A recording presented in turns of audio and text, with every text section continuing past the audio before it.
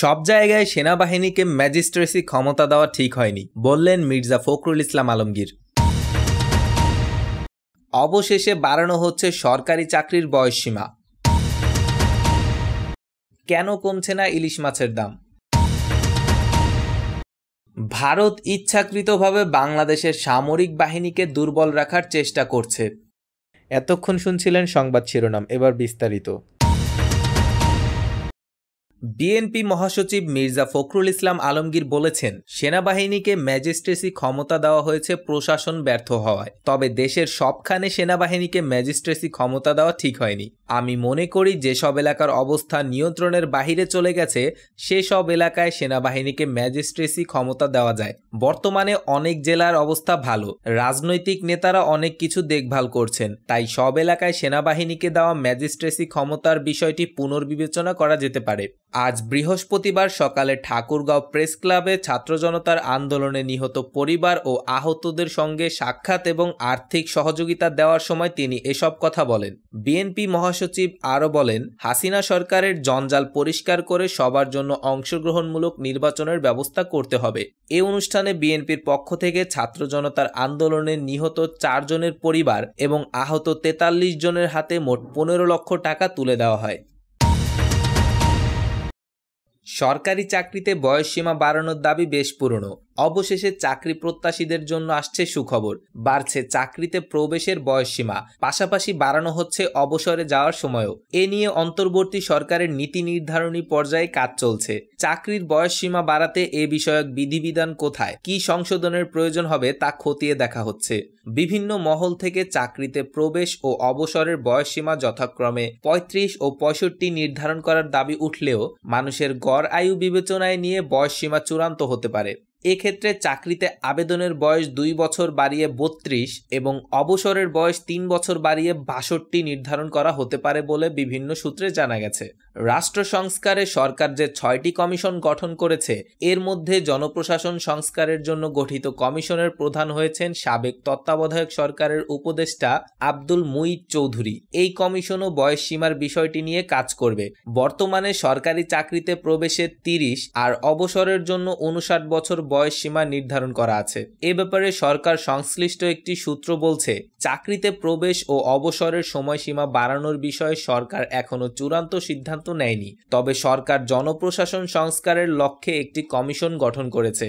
মূল বিষয়টি হলো জনগণকে সুশাসন কিভাবে দেওয়া যায় তা নিশ্চিত করা। এক্ষেত্রে এ কমিশন যদি মনে করে সরকারি চাকরিতে ঢোকার বয়স ও অবসরের সীমা বাড়ানো প্রয়োজন, তাহলে তারা অন্তর্বর্তীকালীন সরকারকে এই সুপারিশ করবে। জনপ্রশাসন মন্ত্রণালয় সূত্র বলছে, অনেক সময় দেখা যায় একটি গবেষণা কার্যক্রমের জন্য যে অভিজ্ঞ লোকের প্রয়োজন হয় তাতে বয়স সীমা বাধা হয়ে দাঁড়ায়। এসব বাধা উঠিয়ে দেওয়া হবে। তথ্য প্রযুক্তির ক্ষেত্রেও অনেক সময় সরকারকে বিশেষজ্ঞ বাইরে থেকে আনতে হয়, সেক্ষেত্রে চাকরির বয়সসীমা বাড়ানো হবে। তাছাড়া সরকারের নতুন নতুন যে প্রকল্প শুরু হচ্ছে, যেমন পরমাণু গবেষণা, মহাকাশ গবেষণা, এ ধরনের চাকরির ক্ষেত্রে বয়সসীমা শিথিল করা হবে বলে সরকারের একাধিক দায়িত্বশীল সূত্র জানিয়েছে। তবে চাকরির বয়স বাড়ালে সরকারকে যে সকল বাধার সম্মুখীন হতে হবে তার মধ্যে অন্যতম হচ্ছে বিপুল খরচ বাড়ার আশঙ্কা। অর্থ মন্ত্রণালয় সূত্র জানায়, সরকারি কর্মচারীর বেতন ভাতা খাতে চলতি 2024 থেকে 25 অর্থ বছরের বাজেটে 82,990 কোটি টাকা বরাদ্দ দেওয়া হয়েছে। 14 লাখ সরকারি কর্মচারীর 3 বছর চাকরি বাড়ালে অন্তত 2,48,970 কোটি টাকা অতিরিক্ত খরচ হবে। আগে কিন্তু সরকারি চাকরিতে প্রবেশের বয়স ছিল মাত্র 27 বছর। 1991 সালে তা বাড়িয়ে 30 বছর নির্ধারণ করা হয়। আর অবসরের ক্ষেত্রে আগে সরকারি চাকরির বয়স ছিল 57 বছর। 2011 সালে বয়স 2 বছর বাড়িয়ে 59 করা হয়। চাকরিতে আবেদনের বয়সসীমা 35 প্রত্যাশী শিক্ষার্থী সমন্বয় পরিষদের আহ্বায়ক মোহাম্মদ শরীফুল হাসান শুভর বরাদ্দে জানা যায়, দেশের জাতীয় যুবনীতিতে 18 থেকে 35 বছর বয়সীদের যুবক বলা হলেও 30 বছর হলেই তাদের সরকারি চাকরিতে আবেদনের সুযোগ দেওয়া হচ্ছে না। তিনি বলেন, সরকারি চাকরির বয়সসীমা 27 থেকে যখন 30 বছরে উন্নীত করা হয় তখন বাংলাদেশের মানুষের গড় আয়ু ছিল মাত্র 57 বছর, কিন্তু বর্তমানে দেশের মানুষের গড় আয়ু বেড়ে 73 বছর হলেও চাকরিতে আবেদনের বয়সসীমা বাড়ানো হয়নি। এছাড়াও খোঁজ নিয়ে দেখা গেছে বাংলাদেশের আশেপাশে থাকা দেশগুলোতে সরকারি চাকরির বয়সসীমা বাংলাদেশের তুলনায় একটু বেশি। যেমন ভারতের রাজ্যভেদে ও চাকরির ধরন অনুযায়ী আবেদনের বয়স সীমা ভিন্ন, তবে প্রশাসনিক চাকরির ক্ষেত্রে সর্বোচ্চ বয়স 32 বছর, শারীরিক প্রতিবন্ধীদের ক্ষেত্রে 42। এছাড়াও শ্রীলঙ্কায় আগে সর্বোচ্চ বয়স সীমা ছিল 35 বছর, যা 2020 সালে বাড়িয়ে 40 বছর করা হয়েছে। আমাদের নিকটবর্তী আরেকটি দেশ নেপালে সর্বোচ্চ 35 বছর পর্যন্ত সরকারি চাকরির আবেদনের সুযোগ রয়েছে। অবশ্য পাকিস্তানে বাংলাদেশের মতোই সরকারি চাকরিতে বয়সের সীমা 30 বছর। ভারত ইচ্ছাকৃতভাবে বাংলাদেশের সামরিক বাহিনীকে দুর্বল রাখার চেষ্টা করছে। শেখ হাসিনার শাসনামলে ভারত গোপনে প্রভাব খাটিয়ে বাংলাদেশের সামরিক শক্তিকে দুর্বল করে রেখেছে বলে অভিযোগ উঠেছে।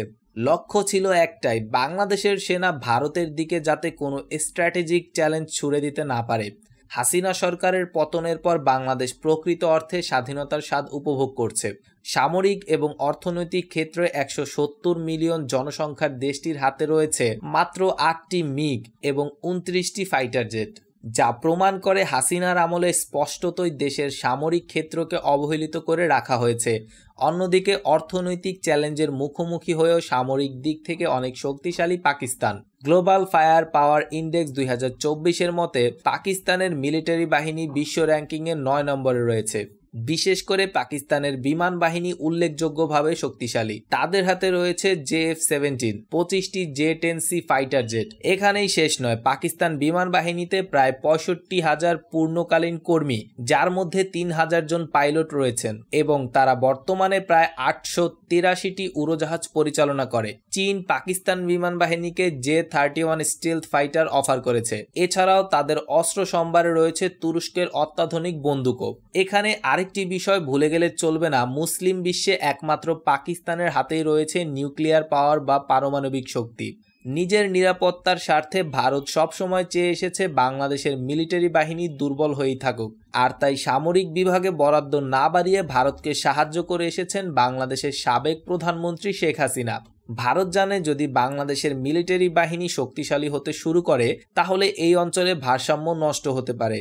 হাসিনার পতনের পর বাংলাদেশের এখন মূল লক্ষ্য হওয়া উচিত দেশটির অর্থনৈতিক এবং সামরিক খাতকে শক্তিশালী করা। পাকিস্তান থেকে সামরিক সহায়তার মাধ্যমে বাংলাদেশ নিজের মিলিটারি বাহিনীকে শক্তিশালী এবং উন্নত করতে পারে, যে সহায়তা বাংলাদেশ ভারতের থেকে পায়নি। যে কোনো বিদেশি শক্তির বিপরীতে বিশেষ করে ভারতকে টেক্কা দিতে পাকিস্তান বাংলাদেশ অংশীদারিত্ব দক্ষিণ এশীয় অঞ্চলে একটি নতুন শক্তি হিসেবে উদ্ধৃত হতে পারে। কেন কমছে না ইলিশ মাছের দাম? সোশ্যাল মিডিয়া থেকে শুরু করে বাস্তবিক মাছের বাজার সবখানেই ইলিশের দাম নিয়ে চলছে নানা জল্পনা কল্পনা।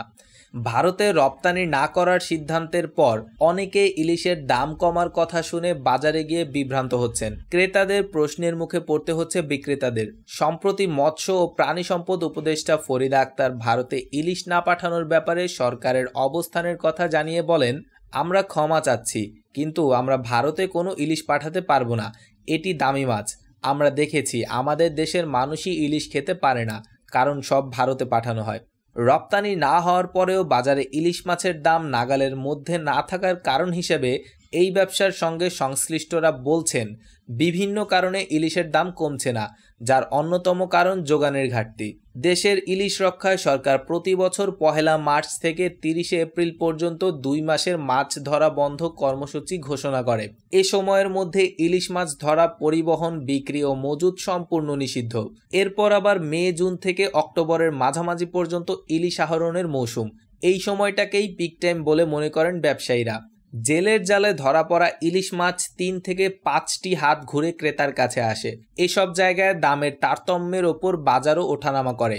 চাঁদপুরের আড়তগুলোতে মঙ্গলবার সকাল থেকে 300-400 গ্রাম ওজনের প্রতিমন ইলিশ বিক্রি হয়েছে 25,000 টাকার আশেপাশে, যা কেজি হিসাবে 625 টাকা করে পড়ে। প্রায় 1 কেজি ওজনের মাছের কেজি প্রতি দাম উঠছে 1000 থেকে 1100 টাকা, অর্থাৎ জেলেরা প্রতি কেজি মাছের জন্য এই দাম পেয়ে থাকেন। আড়তে ওই আকৃতির মাছের দাম ওঠে 1500 থেকে 1600 টাকা, যা আরও 200-300 টাকা বেশি দামে কিনতে হয় ভোক্তাকে।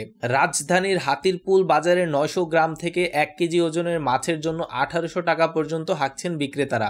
ইলিশের দাম না কমার কারণ হিসেবে চাঁদপুর মৎস্য বণিক সমিতির সভাপতি আব্দুল বারী জমাদার বলেছেন, বিগত বছরগুলোর তুলনায় এবার এই সময়টায় মাছের দেখা মিলছে খুবই কম। 2022 সালে প্রতিদিন 1200 মন ইলিশ আসতো মোকামগুলোয়, গত বছর আসে 700-800 মন, আর এইবার আসছে 200-250 মন। এছাড়াও মাছের বাজারের উচ্চ দামের জন্য কেউ কেউ আবার সিন্ডিকেটের অভিযোগও তুলে থাকেন, তবে তা অস্বীকার করেন মাছ ব্যবসায়ীরা। তাদের দাবি তারা উন্মুক্ত নিলামে মাছ বিক্রি করে, সিন্ডিকেটের কোনো সুযোগ নেই। তবে জেলেদের জালে মাছ ধরা পড়লে দাম নিজে থেকেই কিছুটা কমে আসবে বলে আশাবাদী তারা।